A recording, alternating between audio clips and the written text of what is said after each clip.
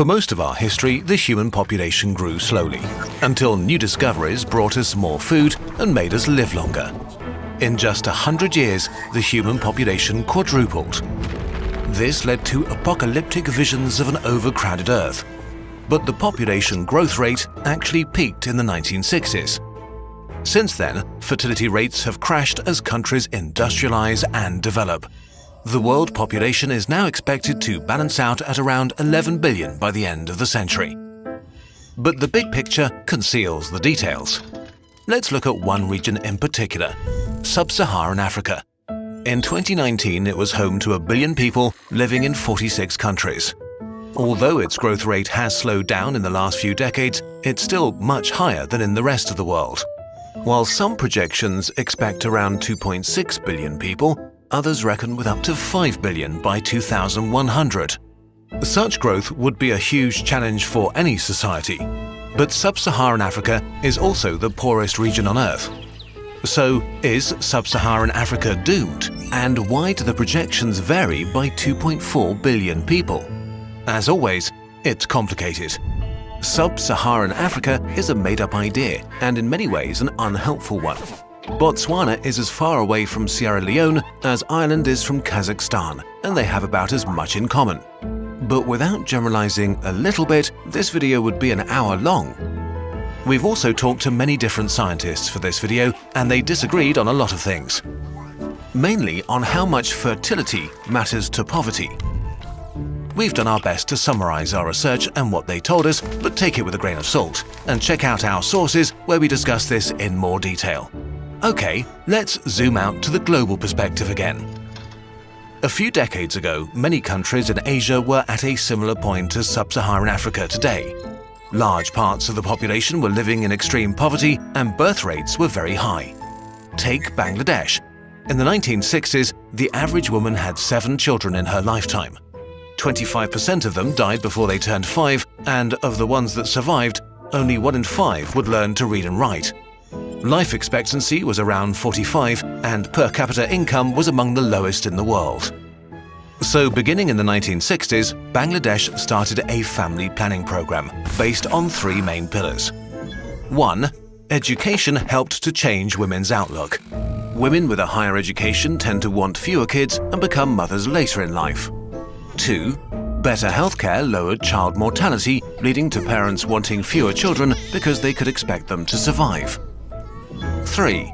Field workers brought contraceptives even to the remotest areas, which drove contraceptive use from 8% in 1975 to 76% in 2019. Together, these measures greatly slowed down population growth. In 1960, the average Bangladeshi woman had 7 kids, in 1995, 4, and in 2019, it was down to 2. This also changed the country's demographics and the economy. Before, many children were born but died before they got to contribute to society. As far fewer kids die and fewer kids are born, things change. Kids get an education and turn into productive adults. The government was able to shift some of their resources from lowering child mortality to boosting the economy. By 2024, Bangladesh is expected to graduate from the category of least developed countries to the status of a developing economy. Other Asian countries like South Korea, India, Thailand or the Philippines have gone through a similar process, often even faster. Investment in health and education led to lower birth rates, which changed the composition of the population and enabled governments to boost the economy. Why didn't the same thing happen everywhere in Sub-Saharan Africa? Africa as a whole has made considerable progress with childhood mortality. But especially in Sub-Saharan Africa, education has improved slower than in other parts of the world.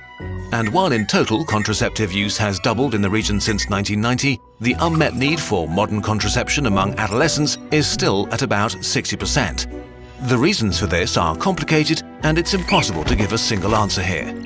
Africa is a big place with diverse cultures and people, but there are a few main factors. Many sub-Saharan nations have suffered under colonization until only a few decades ago and had rough transition periods towards independence. The young nations were often ethnically heterogeneous and lacked unity. Some areas have been repeatedly racked by civil wars, military conflicts, or suffered under unstable governments, which made it really hard to expand infrastructure and healthcare. So Africa had a worse starting point than Asia. Foreign aid and how it was applied, especially during the Cold War, is also a contentious issue. But this topic is too complex to summarize in a few sentences, so we'll make a whole video about it in the future. And lastly, there are cultural aspects that make talking about family planning in the context of Africa difficult. Critics say that trying to bring fertility down is an intrusion into culture and tradition. But not speaking about an issue will not help solve it. Not all of these things apply to every country in the region. We're talking about 46 countries after all, some of them deeply troubled, others already flourishing, all different and facing unique problems. If population growth continues at its present rate, then sub-Saharan Africa could grow to more than 4 billion people by 2100. Okay, so what can be done? Actually, a lot. Especially investment and aid that help to build systems for education, family planning, and healthcare. Surprisingly small changes could have an extreme impact. For example, if women get a better education and have their first child just 2 years later in life. This tiny gap between this generation and the next one would lead to 400 million fewer people in 2100, with 3.6 billion in total. If education and family planning are made available to every African woman, universal access to contraception makes having kids a decision. If families get to choose how many kids they want, birth projections fall by 30% to 2.8 billion people. This isn't just theory. There are already examples that are reason for optimism. Ethiopia, the African country with the second biggest population, has made a lot of progress in a relatively short amount of time.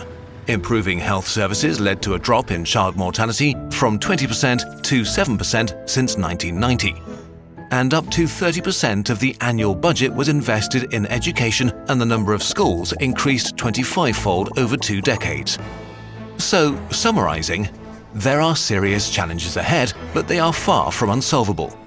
Sub-Saharan Africa does not need pity or gifts, but attention and fair investment. It's a region rich in resources, culture, and potential.